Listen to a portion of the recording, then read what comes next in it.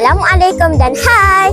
Saya Sofia Nuraisha, kru TVPSS Sekolah Kebangsaan Kebangkrean 2, Kisah Kita Channel.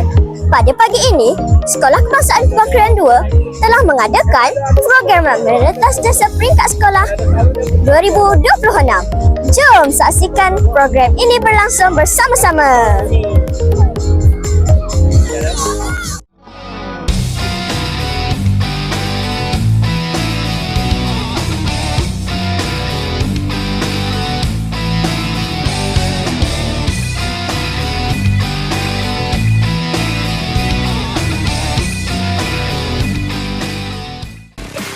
Assalamualaikum Kiko. Waalaikumsalam. Boleh saya tanya beberapa soalan? Oh, boleh. Baiklah, apakah tujuan utama program merentas desa ini diadakan? Tujuan utama merentas desa ni diadakan adalah untuk mencungkil bakat-bakat larian yang ada pada anak murid. Kita nak ketengahkan bakat mereka. Dalam masa sama kita nak cari siapakah wakil sekolah kita untuk MSD olahraga.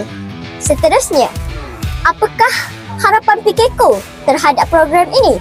Harapan saya supaya murid-murid akan lebih lagi memberikan semangat pada kawan-kawan menyertai acara-acara seperti ini.